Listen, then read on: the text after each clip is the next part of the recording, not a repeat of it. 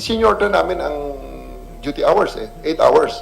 Ganon din ang gagawin ko ngayon dito sa Metro Manila, na shortened ang duty hours, obviously, kukunti ang mga tao, pero yan, lahat ng makikita nyo gising. Kaya, mortal sin sa aking programa noon, na matutulog ka, dahil 8 oras ka na nga lang nagtatrabaho, tutulugan mo pa. Pag ginawa mo yan, gagawin kong balik sa 12. Sige, balik sa 12, aside sa masususpindi ka. Tingnan natin kung gusto mo nga yun. Alas 6 uli ng umaga. I'll make sure that even in alas 4 na madaling araw, buhay na buhay and they are still working at 100%. So, shorter hours, pero we'll ask for quality.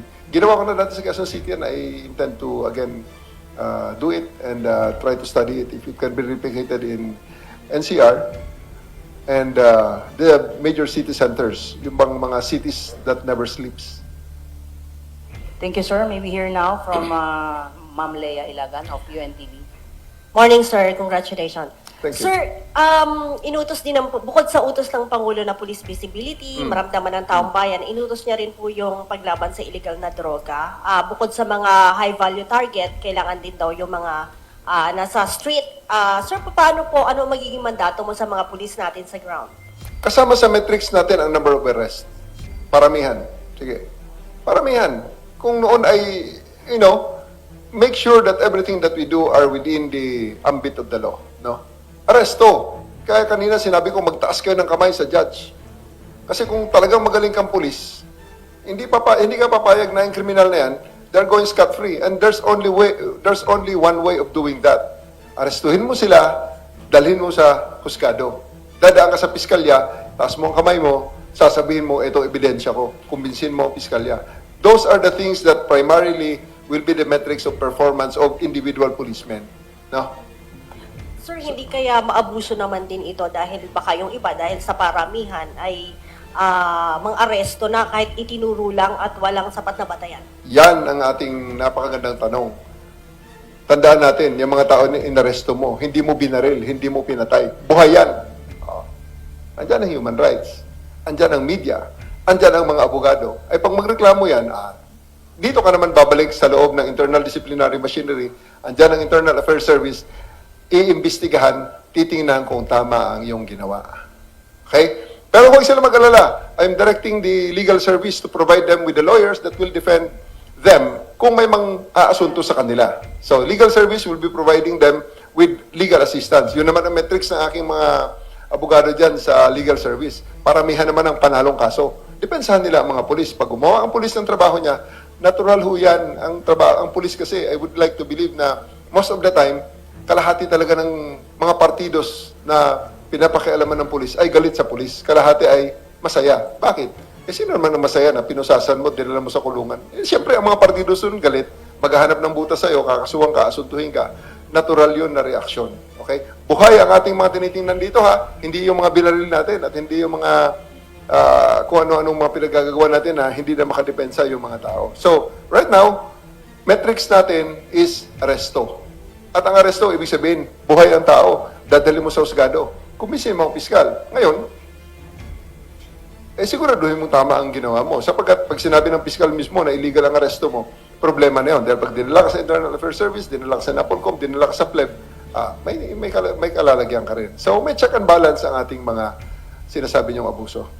Sir, alam natin na ang mga nakakakilala doon sa mga drug offenders, sa mga barangay, ay yung mga barangay official mismo. Malaki ang papel ng BADAC. Sir, Yes. makikipagtulungan pa rin ba ang PNP? Dire-diretso ba ito sa Yes, wala naman silang magawa na, kami wala naman kaming magawa na, kundi talagang natural course of things,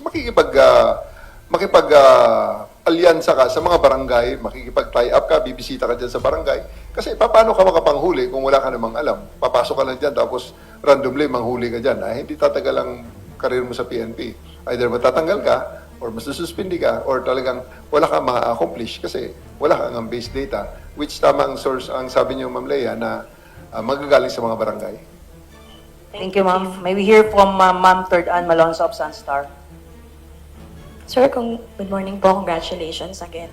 Sir, naging mas matunog po yung pangalan nyo nitong mga nakaraang buwan dahil dun sa mga high-value arrests na kayo po ang nag-lead. Ano pong, under your watch, sir, ano po yung magiging strategy ng PNP sa pag-aresto pa ng mga wanted criminals? Meron tayong dating Bucor Director, Bantag, and dun sa human trafficking pa, sir. Ano pong magiging strategy ng PNP under your watch? All out naman tayo dyan sa ating operations against wanted persons. Talagang tuloy-tuloy tayo dyan at matter of time before we get them, we'll re-examine the base data that we have, kung ano ang mga alam na natin about sa kanila, at tututukan natin yan. We are really very committed to ensure that these people hiding from hiding from the law will be brought to justice at talagang ipabalik natin sila within the bounds of the law. Sir, sa internal cleansing naman, sir, paano nyo po lalabanan yung mga tiwaling pulis sa inyong pamumuno? Yun lang po. Thank you po. Nandiyan naman ang internal disciplinary mechanisms. We just would like ang ating mga kababayan, kung may nakikita kayong mga hindi tama na ginagawa ng ating mga pulis, andyan ang Internal Affairs Service. We are going to strengthen at talagang ifo-focus ko ang Internal Affairs Service sa investigation and prosecution. Investigation and prosecution talaga, so that when they find probable cause, when they find enough evidence for sa pre-charge investigation to elevate the case to summary hearing, ay dadalhin namin sa NAPOLCOM at doon namin ito try sa NAPOLCOM. So, we'll make sure that everything, professional standards basically ang pagtingin ko dyan. So, may regulasyon tayo on how things are to be done and may regulasyon tayo on how things are supposed to be. So, any deviation from those standards and regulations, especially dun sa ating 2016-002 na regulasyones, we will deal with it accordingly and in accordance to the books. In accordance to the books. Thank you, sir. May we hear now from Sir Manny Tupas from Philippine Star. Hi sir, good morning, congrats po. Just to add on dun sa question ni Third, regarding dun sa mga may warrants of arrest, we all know na yung ICC, apart from former President Duterte, may mga balita na meron silang, mag-i-issue sila ng mga susunod pa. And we all know na one of those na napapabalita is yung former chief ng PNP now, Senator Bato. Just in case na eventually magkaroon ng ganun, how do you plan to go about it? We'll just cross the bridge when we are there. Kasi ang hirap ng pangunahan nun na pag may darating na ganito, may darating na ganun, paano pag wala? Di parang napakahirap naman nun. But obviously, we are also making contingencies na pag may nangyaring ang ganito, anong ating gagawin? Pag may nangyaring ganun ang ating gagawin. So, hindi nga lang siya talaga proper na parang i-discuss mo na kagad at the moment. Nakita niyo naman siguro. You know what I mean? It's really something that has to be acted upon pag andyan na. Okay? We'll make decisions as it comes. Tapos sir, pangalawa lang sir, how do you, yung mga erring police officer, alam natin in the past yung merong, halimbawa, yung mga nahuhuling natutulog or may ginawang natutulog sa duty or may mga nagawang pagkakamali. Paano yung stand nyo sa yung public humiliation of police officers? Gagawin nyo ba yun under your term? Yung magsusurprise inspection kayo tapos papahiyain nyo with the cameras? I don't think that's a very effective strategy. I don't believe that, tao pa rin mga yan. Ang kasalanan niya naman, hindi naman death sentence yan eh. Pero eto, sisiguraduhin ko sa inyo behind closed doors, talagang makakarinig siya at makikita niya kung anong disiplina na ating sinasabi. No, it will be on our, kasi internal, kaya nga tawag internal disciplinary machinery. Wala naman sinasabing public disciplinary, walang ganon. So it's all about internal mechanisms, internal controls, and internal procedures. So, yan, we'll deal with that accordingly. Yung sa Quezon City, ako ang district director dyan, senior na namin ang duty hours 8 hours. Ganon din ang gagawin ko ngayon dito sa Metro Manila, na shortened ang duty hours, obviously, kukunti ang mga tao, pero yan, lahat ng makikita nyo gising. Kaya, mortal sin sa aking programa noon, na matutulog ka. Dahil 8 oras ka na nga lang nagtatrabaho, tutulugan mo pa. Pag ginawa mo yan, gagawin kong balik sa 12. Sige, balik sa 12, aside sa masususpindi ka. Tingnan natin kung gusto mo nga yun. So, there are systems that are embraced by our people. Gusto nila naman. At we have, this is kaya nga teamwork ang tawag nito eh. Bawat isa ay may kanya-kanyang role. And I just would like to believe at na gusto ko rin I would like to believe na ang aking mga tao naman, when they embrace the system, which I think will be very, very justified, equitable, at para just din sa kanila, they will embrace it and they will give it their all. Kaya kasi yun naman ang gusto natin na ang mga pulis natin talagang ibigay ang lahat ng kanilang buhay at lakas sa serbisyong ito. Thank you, sir. May we hear from Mr. Michael Deliso of ABS-CBN, sir?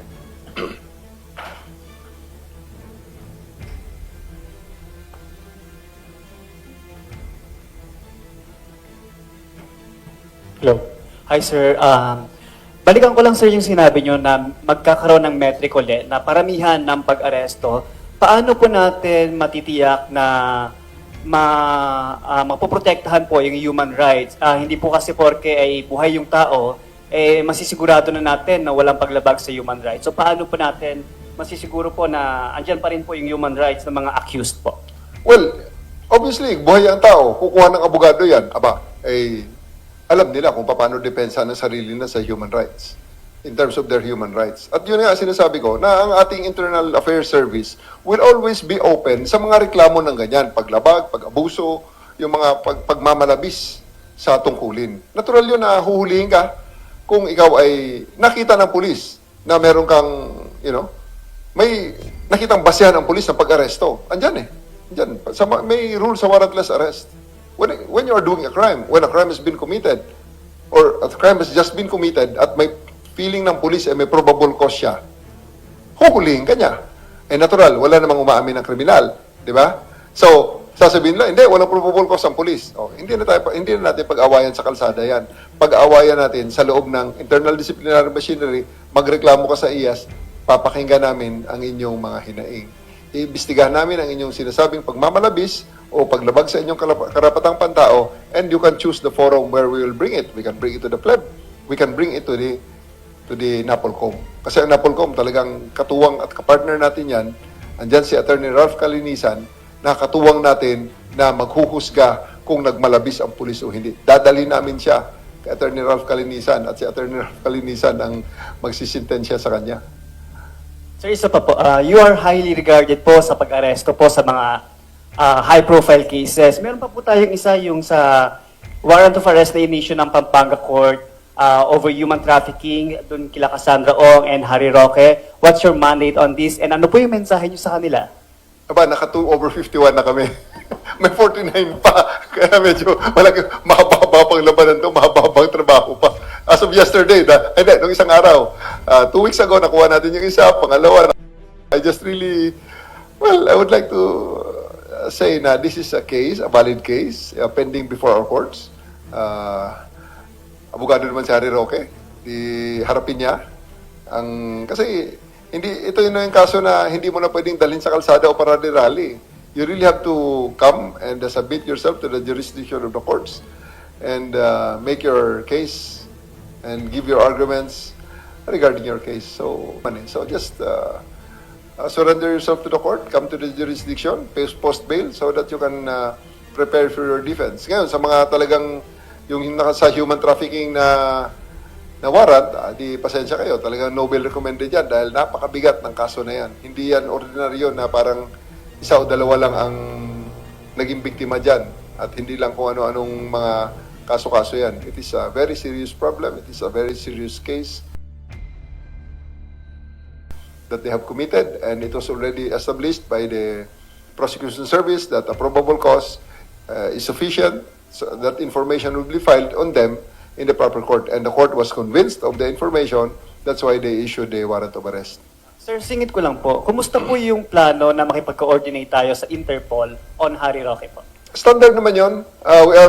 This is a whole government approach. The DFA is canceling his passport and the other accused so that they will not be able to travel freely at sila ay maibalik dito sa bansa. So, Interpol is just one of the many mechanisms that we can use and we can harness, we can tap para sa pagbabalik dito, sa repatriation niya dito sa Pilipinas. Thank you. May we hear now from Mr. Jun Veneracion of GMA7, sir? Chief, congratulations. Unang-una po, doon po sa 3-minute response time ninyo. ano po magiging to comply with that policy ng 3-minute response time? At in the same manner, ano rin naman po ang gagawin doon sa mga commander na magagawa ng maayos yung direktiba ninyo? Alam nyo, I come at a I'm very, very lucky that I come in a time na napakarami ng mga qualified commanders. So, napakarami ng qualified commanders ang mga nasa middle level natin ngayon. Ang isang klase o isang batch na nagsasabay-sabay. Like to tell my people, give your best. Because kung hindi nyo kayang gawin pag hindi nyo kayang gawin ang misyon, may papalit sa inyo na magsusubok din na gawin ang misyon. So, everybody should be in their toes because the standards will always be set by the Chief PNP. And I want them to be better than me. They should be better than me. They should be mas malakas sila kaysa sa akin, mas adept sila kaysa sa akin, mas active sila kaysa sa akin, that's why I want them to, especially the top echelons, the senior officers, the regional directors, and the provincial directors, to actually directly engage with the media. Ang media, i-call out ko ang PD, bakit akong hinahanap nito, ikaw nandyan. Anong ginagawa mo dyan? So, solving ko ang problema mo, pero aalisin kita. Papalitan kita ng iba na hindi na makakarating sa akin ng problema because, it's just basically proper management. Otherwise, kung ang lahat ng problema is centralized dito sa Krame, ay anong gamit ng mga mid-level at saka senior officers natin dyan sa field? Okay, so that's also the standing challenge for them. They have to make sure that they solve the problems within their area of responsibilities. Meron po ba yung 1 strike, 2 strike, 3 strike? We'll talk about it sa aking command group, sa mga policy makers natin dito sa Camp Crame. Together also with the NAPOLCOM, we'll consult the NAPOLCOM regarding those policies para sigurado natin that everything that we do will be done within the ambit of the law. Thank you, sir. May we hear now from Mr. Mark Macalalad of DCWB. Hi sir, good morning. Congratulations po. Sir, core pillar number 2 yung accountability and modernization. System, palakasin yung investigative tools. What needs to improve sa PNP? Do you plan to procure additional body camera since magkakaroon tayo ng metrics ng paramihan ng huli o kung hindi man body camera, ano po yung nakikita nyo na dapat maidagdag pa? Well, as of the moment, I'm very, very grateful sa legacy na iniwan ni General Marbil. Napakarami ng mga procurement na ginawa namin during his time at napakagaganda ng mga teknolohiya na ating ginagamit sa ngayon. So, first and foremost, before procuring new equipment, before spending on equipment, we will make sure that the current equipment that we have will be maximized to the fullest. No? Kaya andyan yung ating mga regional directors ngayon, bukas, at yan sa ating likuran, ang mga katuwang ko na mga directorial staff, especially the Director for Operations and the Director for Intelligence, who will make sure na si General Salvador sa Operations, si General Lopez sa Intelligence, will make sure that everything, all the infrastructure that we have will first be maximized. Andyan ang body camera natin. We want 100% utilization of the body camera. We want to make sure that 100% ang utilization nito mga radios natin, ang communication equipment natin. Tapos, yung mga nandyan sa ground na mga equipment na owned by the local government will also be harnessed. Like sa maraming mga cities and jurisdictions, may mga CCTV, including the MMDA. So, kasama yan sa ating mga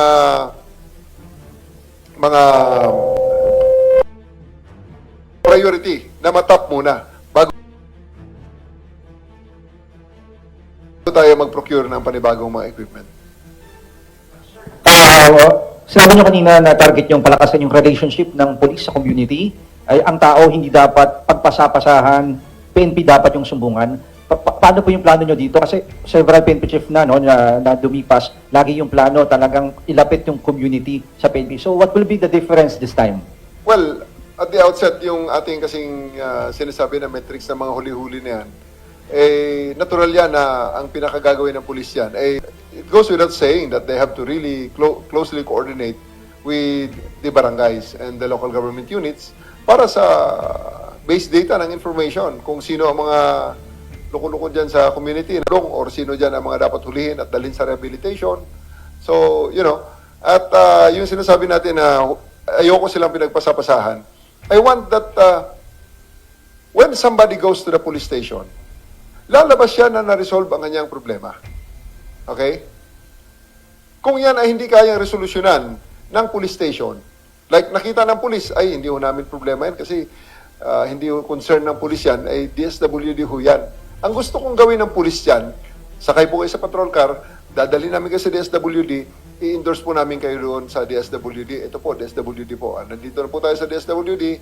Sir, ma'am, from DSWD, ini-endorse po namin sa inyo ang tao na ito at pakitulungan niyo po. Kasi ang tingin namin, ang kanyang kailangan, ang kanyang concern ay DSWD. Hindi namin sasabihin sa kanya na, hindi ho namin trabaho yan.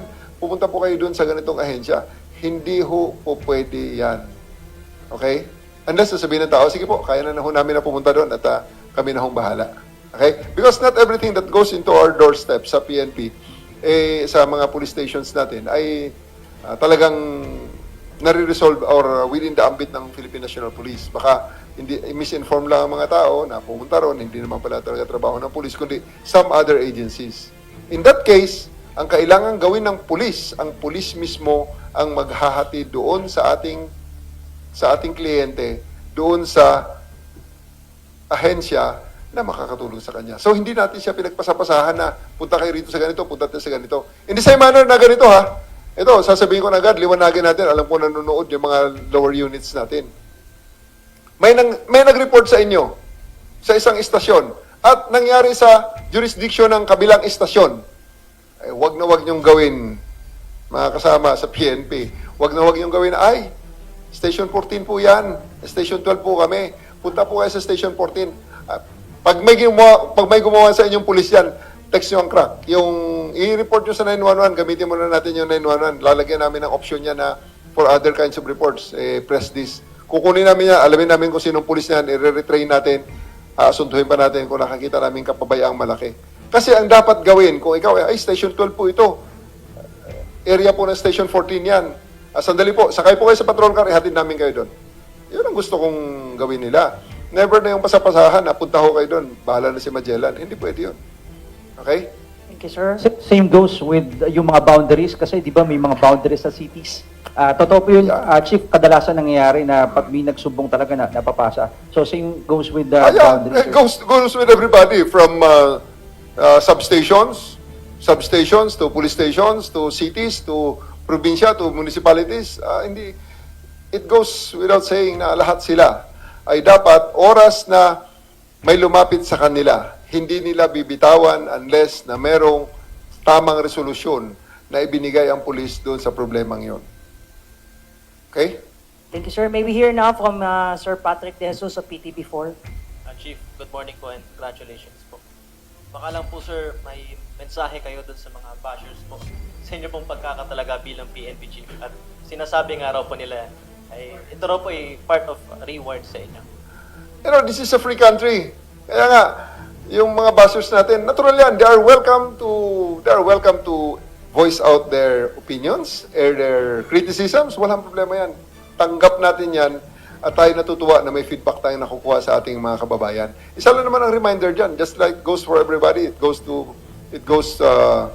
you and me, na we have to do it within the ambit of the law, within the bounds of the law. And sa amin dito, dagdag pa sa mga pulis lalo, we have to do everything within the bounds of decency. Okay? We have to do everything within the bounds of decency. Siguro chief, ano yung gagawin ninyo or ano yung papakita ninyo para mabago yung komento sa inyo ng mga tao pong ito? Wala naman tayo kasing control sa kung anong sasabihin nila sa atin. Always, sabi ko nga, ang pulis, di ba, pag magtrabaho tayo, 50% ng, parang judge din eh. May mga judges akong kaibigan na nakakausap eh. 50%, most of the time, 50% of the client is always not happy with the outcome. Kasi sino nga naman ang maging happy dyan? Isinintensya mo ng kamatayan yung tao, alam nga namang matuwa pa sa iyo yan. Di ba? So, lahat yan. Pero ang sa atin yan, kahit hindi sila natutuwa, dapat matanggap nila na ito ay kailangan at ang pulis ay tama ang ginagawa. Ngayon, kung despite all that, they will still criticize us, wala namang problema. They are always welcome to get their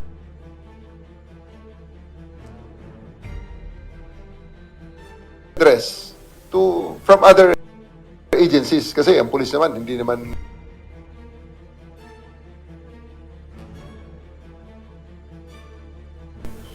and all be all yan. Hindi naman absolute ang power niyan. Napakarami ng disciplinary machineries na nag-exercise ng oversight functions sa PNP. Chief, panghuli na lang po, mayroon pang appointment ban dahil sa election period. Pero kapag natapos po yun, pag-expect po ba tayo ng reshuffle po, malawakang reshuffle po? Lalo Well, sa command group. Well, you know, yun nga ang sabi ko eh. Everything, all the appointments that we are doing or will be doing will be merit-based. Kasi kailangan talaga, wala nang yung pabor-pabor, yung mga ganon. We have to be merit-based. There's a reason for everyone he's bringing something into the table. Hindi yung dahil kaibigan lang natin siya, o dahil class ganito lang siya, or dahil ganito lang dito siya nanggaling. Hindi ganon. So, on your question whether I'll do the reshuffle, may mga changes siguro. Ay, definite naman yan. Na may mga changes kasi may unang-una, may mga magre-retire.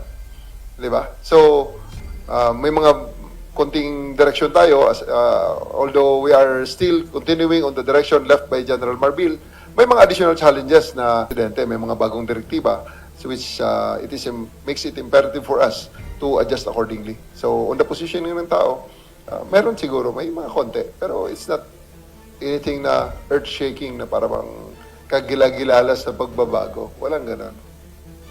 May we hear now, sir, from Sir Lloyd Kaliwan of Philippine News Agency. Good morning, Chief. Congrats po. Chief, follow-up lang doon kay Patrick. May napupusuan na ba tayo from as a CIDG Chief? Napapalit sa inyo. Pwede ko ba sabihin dito? Wag na muna. Mas maganda. Wait for the order, okay? Wait for the order. Mas maganda yun. Kung nandito na po. Magagalit si Gino. Hindi ka na siguro, pag mag-flash yan, patay na tayo. Pag nag-flash ang aking PIO, patay na tayo. So possible, Chief? Nandito ba, Chief? Ano no?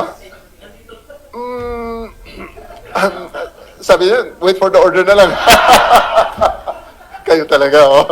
Thank you, sir. Pero Thank you, alam niyo sir. kasi. May we hear now from Sir Pare patayin nyo na nga eh.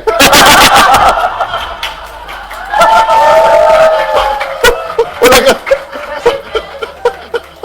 May we hear now, sir, from Sir Ignal Perosa, sir, of PCRA, sir.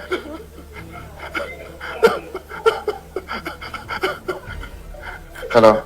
Chief, good morning at congratulations. Congrats din, ma'am. Pwede na ba mag-congrats? Naka-live pala, sorry. Susundan ko lang yung mga naunang tanong. Alam natin na political dapat ng PNP, pero hindi maiwasan talaga may mga komento yung political opponents ng current administration. May dapat ba sila, sir, katakutan under your leadership or ilagan? Meron bang any special assignment coming from the President himself in connection, sir, sa mga ganap ngayon sa politics? The special assignment from the President is to serve the people with the best of our abilities. And we're going to do that. Now, kung kinakatakutan, matakot silang gumawa ng labag sa batas. Because ang labag sa batas, yun naman talaga ang katakutan natin. Everything should be done within the ambit of the law. Pero aside from that, yun na nga eh. Sa bagong Pilipinas, ang gusto ng pulis, ligtas ka. Ano nakakatakot dun? Di ba? So, ligtas din sila, sir. Ligtas sila. Huwag lang silang gumawa ng mali, di ba? Kasi hindi sila makakaligtas. Sir, nabanggit mo kanina yung 911, tama ba? Gagamitin na rin natin yung 911 bilang hotline para sumbungan din ng airing cap, sir. I'll be talking to the company that maintains 911, the group that maintains 911, to add additional menu para yung reklamo na, sir, sabi ni General Torre, hindi kami pagpapasapasahan. Tingnan mo nga naman to. Nag-report kami sa ganitong munisipyo. Sabi daw, sa kabilang munisipyo daw yun. Pinapupunta kami ron. Kasi unang-una ha, kaya pumunta ang ating kababayan dyan sa munisipyo na yan or sa police station na yan dahil yan ang convenient sa kanila. Okay?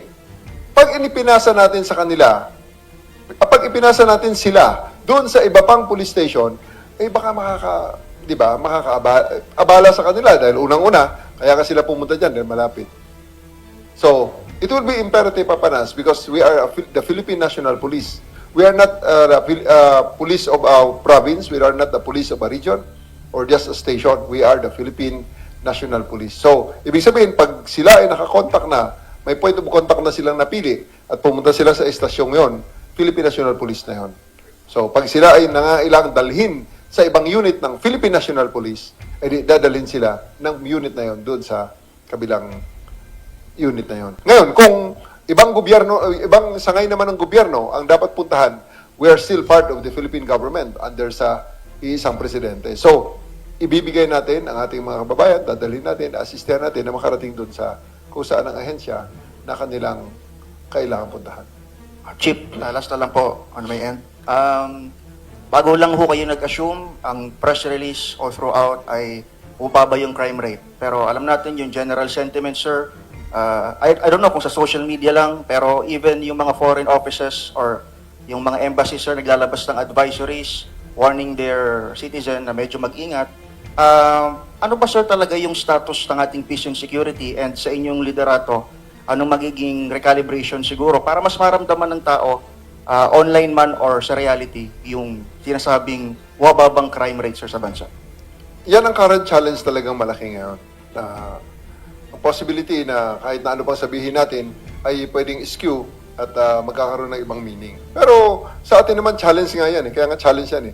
Hahanapin natin solusyon. Kukumbinsihin namin kayo na bumababa nga ang crime rate at yun ay sa pamamagitan ng pagsigurado na ito ay inyong maramdaman, makikita at inyo talagang mas maisabuhay at makita nyo talaga sa inyong mga paligid na talagang you will feel safe, bumababa ang krimen, at talagang kayo'y mas matibasay ang inyong kalagayan kaysa sa yung mga sinasabi na there is a crime wave or what. Okay? So, bottom line dyan, kukumbinsihin namin kayo based on our actions. Thank you, Chief. Salamat, Congrats po. sir. May we hear from Sir Francis Falbe of Billionaire News. Hi sir, congratulations. Yes, sir. Sir, follow up lang po dun sa question ni Edniel. Sir, isa po sa solusyon natin na para maipakita sa international community yung safety is yung pag-enforce po natin ng police visibility sa BGC at saka sa iba pang area. Sir, does this work? Palagay din po, ito po yung maganda at konkretong solusyon para dun sa agam-agam na pinapakita po nitong itong South Korea, tapos yung Amerika at iba pang bansa at natingin po ay hindi ligtas sa ating bayan. Magandang challenge yung BGC. First and foremost, it is a private enclave, although may mga public roads din sa loob niya na dumadaan. Pero ang bottom line dyan is we have to hear and listen to the voice of the people. Kung anong sinasabi dyan na natural yan, makita natin, isinulat pa talaga ng mga embassies na may mga advisory sila. Kasi nga, yun ang naramdaman nila. Yun ang boses ng taong bayan. Yun ang challenge namin ngayon. Kung paano namin ma-overcome yan or paano namin masolusyonan, matugunan ang kanilang mga hinaing na yan. As to police visibility, yes. Kasi nga, ang isang gusto kong gawin nga, I'm really not a fan of PCPs. Ang paggawa ng mga PCPs. I really don't believe in those PCPs, police community precincts na nagiging tambayan ng pulis. Okay? Ganun lang talaga yan. Ang bottom line dyan is that is a fixed structure na pag iniwanan mo, ibang tingin ka agad yan. Kung maglagay ka ng tao dyan at any given time, may 2 tao, tinawag na mag-responde yan. Aalis ang tao at magre-responde. For whatever reason, kahit na ano pang rason mo dyan, pag nadaanan ng media na itong PCP na ito walang laman, explaining ka na naman. Now, and I really don't believe na hindi ka ako masyadong naniniwala, generally sa efficacy ng ganyang lalo yung mga police boxes. Because ang mangyayari dyan is maiiwanan at maiiwanan. No? That's why, rather than stay in a police box, I would rather have the police walk their beat. Hindi naman mahaba ang 8 hours. They have to stand on their beat. Kung gusto nilang magpahinga ng konti, pasok sila sa convenience store. Bumili ng inumin nila, which yung mga police beats will be studying if we can give the pangmaliit na mga allowances, small things, so that when they do their job, they don't have to pull out money from their pocket to keep for their upkeep. No, so if we cannot give them the support in kind, we will give them the support in in finances siguro. Para kahit saan sila makarating sa kanilang bit, habang sila naglalakad, may makita silang karinderya o sari-sari store, pwede silang kumain. No? And yun nga, unless na ang isang PCP ay mayroong investigation, yan ang susi dyan eh. Kung nag-iimbestiga yan, yan lang ang mariretain. Pero kung ang PCP ay pag pumunta ka dyan, sasamahan ka sa responde at pagkatapos after that, dadaling ka sa istasyon. Hindi doon sa PCP na yun kasi wala namang investigador. I think yun ang mga candidates para sa deactivation. Which we have done in Quezon City before, in 2005. Eh, yung mga nasa mga gilid-gilid sa bangketa, eh wala eh. So, ang sa atin dito, ang mantra na gusto kong gawin dito, na aside from the police na visible sa kalsada, I would like to emphasize na gusto ko ang pulis na sa telepono ng mga tao. No? Parang, wag nyo na kaming hanapin sa mga presinto sapagkat kami ay nasa inyo ng mga telepono. Dial 911, darating kami sa loob ng 3 minuto. Yan ang gagawin natin. Gusto kong memorize ng mga bata natin yan. So, pag may nangyaring insidente, huwag ka na maghanap muna ng pulis kung wala kang nakitang pulis sa immediate vicinity. Tingin sa telepono, dial 911, kung saan ka man nakatayo, dapat may pulis na darating dyan sa inyo sa loob ng 3 minuto. Promise, August 8, sa ating Police Service Anniversary, i-demo ko sa inyo kung paano gawin yan sa buong Metro Manila. Agahan na natin ang demo, sasabihin ko na sa inyo. Tatanungin ko sa iyo, hihilingin ko sa inyo, maghanap na kayo ng kaibigan nyo na pwede nyo tawagan. Pupuntahan ka ng pulis yan, tetestingin natin On the spot, bigyan nyo sa akin ng pangalan, bigyan nyo sa akin ng address, allow us to dispatch yung pulis na pupunta sa inyo. And start the time. Dapat 3 minuto, makikita natin dito ang itsura ng inyong, kung sino man yung kaibigan mo na yan na tinawagan mo. Sabay-sabayin natin mga 4 para may partida kasi ang isang responde parang napakadali. 4 na responde sabay-sabay sa buong Metro Manila. Kaya natin yan. And hatiin natin ang screen na yan sa 4. Andyan yung inyong mga pinarespondihan. Pwede yan, yung inyong mga, ang isang mga naisip mo nga dyan sa mga media, yung inyong mga mobile. Tago nyo, basta nasa medyo road lang. Kasi ibang usapan naman yung hahanapin ka namin. Ibang usapan yun. Gagamitan kita ng life and heartbeat monitor para mahanap. Diba? And for that, pag nagtago ka, mga 16 days. Hindi pwede yung 3-minute response doon, ano ba? Ibang usapan naman yun. Thank you, sir. Thank you, sir. Sir, nabanggit niyo lang sir kanina po, nawala ako dun sa heartbeat eh. Sir, nabanggit niyo po kanina yung pagbabago ng modernization. Sir, isa rin po sa problema natin yung mas malaking mga cybercrime, sir, mas dumadami. Yes. So, may mas bago po ba tayong approach para Totoo yun. The anti-cybercrime group is really is doing a very, very good job, no? Kaya lang, alam niyo naman, yung knowledge mo ngayon, parang telepono rin lang yan. Bibili ka ng iPhone ngayon, 6 months later, may bago na naman. Di ba? So, ganyan din ang knowledge. Alam na natin paano solvein itong ganitong problema. 6 months later, meron na namang bagong modus operandi.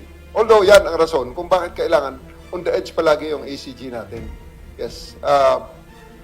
Nare-recognize natin na napakalaki ng nangyayari sa ekonomiya natin, mga krimen, na mga ginagawa dyan sa cyberspace. So, ang ating mga kababayan, we are strategizing. Actually, meron na tayong mga operational plans dyan. Baka kailangan nating konting i-repurpose, may mga units na i-repurpose natin, or i-re-evaluate natin ang mga direksyon na ating ginawa para ma-ensure na ang ating mga kababayan, habang nagbabago ang modus operandi ng mga kalaban natin, ay nagbabago rin ang modus operandi, nagbabago din ang responde natin para palagi tayong nauna sa kanila at siguraduhin natin na mapigil sila.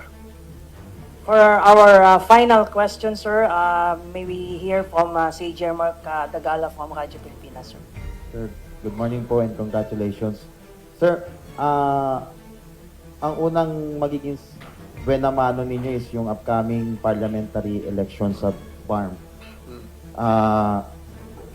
Kontento po ba kayo dun sa kasalukuyan latag o meron pa kayong gustong idagdag po sa security plan po doon?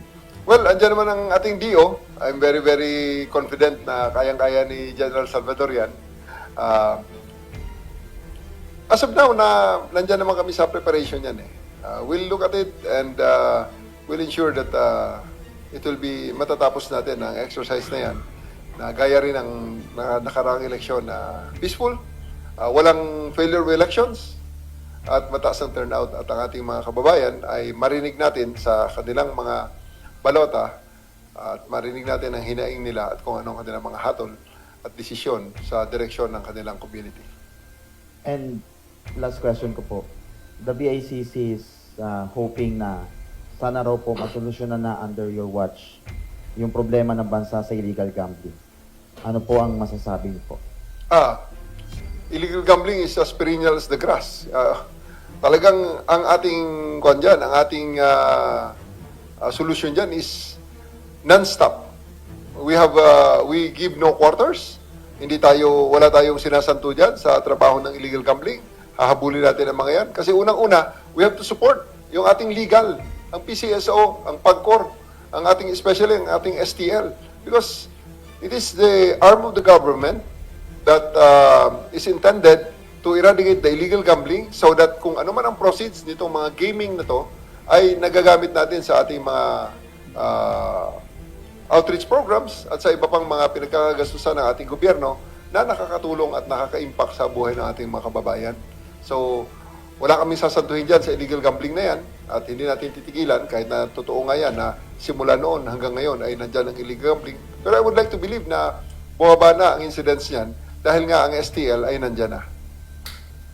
Okay. Maraming salamat sa ating mga kasamahan sa media. Bago natin tapusin po itong ating mahabang press briefing sa ating bagong Chief PNP, may we hear the final message of our Chief PNP, Police General Nicolas Torre III, sir. Thank you once again, General Jean Fajardo, sa press briefing na ito.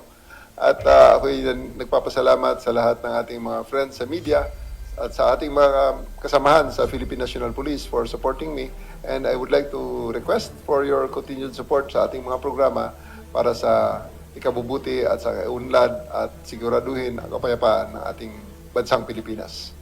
Maraming salamat. Maraming salamat, sir. That ends our short briefing. Magandang hapon po sa